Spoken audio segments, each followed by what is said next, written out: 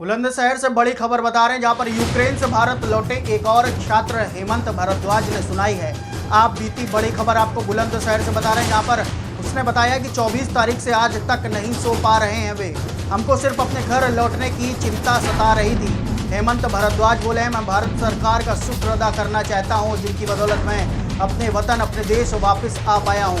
लेकिन यूक्रेन के high risk शहरों में जो भारतीय फंसे हुए हैं उनको सरकार तुरंत वापस लाए। तो वहीं हेमंत भारद्वाज का ये भी कहना है कि मैं सरकार का शुक्रगुजार हूं कि उन्होंने ऑपरेशन गंगा के तहत मुझे यूक्रेन से निकलवाया है। युद्ध के बीच अहम भूमिका अदा कर रहा भारतीय दूतावास, साथ ही साथ भारत लौटने के बाद अब मुझे मेरे जैसे बाकी भाई बहनों की चिंता हो रही है। तो वहीं ऑपरेशन गंगा के तहत आज भारत लाया गया है हेमंत भारद्वाज। हेमंत भारद्वाज के माता पिता ने भारत सरकार को बहुत बहुत धन्यवाद दिया है और सरकार से अपील की है जो हमारे देश के छात्र यूक्रेन में फंसे हैं उन्हें जल्दी अपने देश अपने वतन वापस लाया जाए। बुलंदशहर के शिकारपुर तहसील क्षेत्र के गांव अहमदगढ़ का मूल निवासी बताया जा रहा है MBBS का छात्र हेमंत भारद्वाज। बड़ी खबर आपको बता रहे हैं बुलंदशहर से, जहां पर यूक्रेन से भारत लौटे एक और छात्र हेमंत भारद्वाज ने अपनी आप बीती सुनाई। 24 तारीख से आज तक सही से सो तक नहीं पाया है हेमंत भारद्वाज और यूक्रेन के हाई रिस्की शहरों में अपने दोस्तों के फंसे होने की खबर सुना रहा है हेमंत भारद्वाज। साथ ही साथ सरकार से अपील भी कर रहा है कि जल्द से जल्द ऑपरेशन गंगा के तहत उन सभी लोगों को वहां से निकाला जाए जो हाई रिस्की एरिया में फंसे हुए हैं, उनको जल्द से जल्द अपने देश वापस लाया जाए। बुलंदशहर से खबर आपको बता रहे हैं।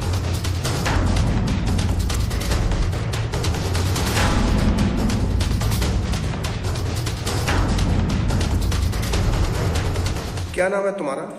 मेरा नाम हेमंत भारद्वाज है और मैं बुकोविना स्टेट मेडिकल यूनिवर्सिटी का एक स्टूडेंट हूँ जो कि सेकेंड ईयर के सेकंड सेम में हूँ यूक्रेन में। अच्छा, वहाँ जिस तरह से ये रूस और यूक्रेन का युद्ध चला था उस तरह से आपको किस तरह की परेशानियों का सामना करना पड़ा? बहुत सारी परेशानियों का सामना करना पड़ा। सबसे पहला जो सामना था वो था डर। हमको बहुत ज़्यादा डर लगा क्योंकि ऐसा था कि वहाँ पे जब सायरन्स बजते थे तो बहुत ज़्यादा डर लगता था कि ऐसा ना हो कि हमारा हॉस्टल को बॉम्ब डाल दें या फिर अटैक हो जाए या फिर हम बचे ना मर जाए, ऐसा सब कुछ था।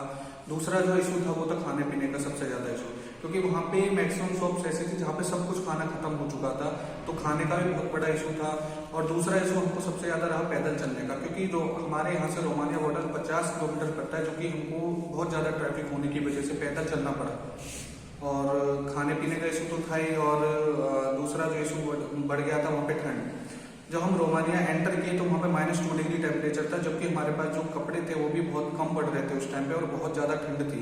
हमने बस के लिए भी रोमानिया बॉर्डर क्रॉस करने के बाद 6 से 7 घंटे वेट किया है और इतनी ठंड थी बहुत ज़्यादा। लेकिन रोमानियन गवर्नमेंट ने भी हेल्प की है खाने पीने की, लेकिन वो इतना इनफ नहीं था जितना होना चाहिए था। अच्छा, तो अब आप घर आ गए हैं तो घर में किस तरह आप वहाँ फंसे हुए थे, तो अभी घर में बात होती थी, घर में किस तरह का माहौल था उस समय? जी, घर में बात होती थी, मम्मी पापा सबसे बात होती थी, सब बहुत ज़्यादा डरे हुए रहते थे उस टाइम पे। हमेशा कॉल आते थे हर मिनट पे घर से पूरी फैमिली के, और सबको बस यही बोलते थे कि हाँ यहाँ पे सब कुछ ठीक है, लेकिन वहाँ पे कुछ भी ठीक नहीं था क्योंकि घर वाले बहुत ज़्यादा डरे हुए थे और डराना नहीं चाहते थे हम लोग भी। क्या नाम है आपका? मेरा नाम है शशि कुमार शर्मा है। अच्छा, आपके बेटे यूक्रेन पढ़ने गए थे? जी जी। तो वहाँ जब उस समय युद्ध चल रहा था तो किस तरह के घर में आपके घर में यहाँ किस तरह का माहौल था, और अब आपके बेटे घर वापस आ गए तो कैसा महसूस कर रहे हैं? देखिए सर, जब बच्चा हमारा यूक्रेन में फंसा हुआ था, बल्कि अपना बच्चा क्या पूरे भारतीय फंसे हुए थे वहाँ पर, हम सब लोग इतने डरे हुए थे। जब बम की आवाज़ सुनते थे, टीवी में देखते थे, सायरन बजते थे, तो हम लोग इतने भयभीत थे, ये सोचते थे पता नहीं किस पल क्या हो जाए। हमारा कोई भारतीय बच्चा या कोई स्टूडेंट, जो बच्चे विदेशों में वहाँ विदेशी बच्चे और भी जा जाकर पढ़ रहे हैं, कि किसी के साथ कोई दुर्घटना ना हो जाए। बस हमको रात को नींद भी नहीं आती थी, खाना भी अच्छा नहीं लगता था, पूरे दिन बच्चों की टेंशन रहती थी। और सर ये देखिए, युद्ध है, लड़ाई है, झगड़ा है, दो देशों के बीच के महायुद्ध हो रहा है, बमबारी हो रही है, तो ये तो स्वाभाविक सी बात है, डरना तो एक स्वाभाविक प्रक्रिया है। तो अब कैसी खुशी में अब क्या महसूस कर रहे हैं? जब बच्चा घर आ गया तो हमें बहुत ज़्यादा खुशी है, बहुत गर्व महसूस कर रहे हैं, अपनी भारत सरकार पर भी बहुत बड़ा गर्व महसूस कर रहे हैं। हम धन्यवाद करना चाहते हैं अपनी इंडियन गवर्नमेंट का, अपने इंडियन एम्बेसी का, जिन्होंने बड़े अच्छी तरीके से हमारे बच्चों को घर तक सुरक्षित पहुँचाया।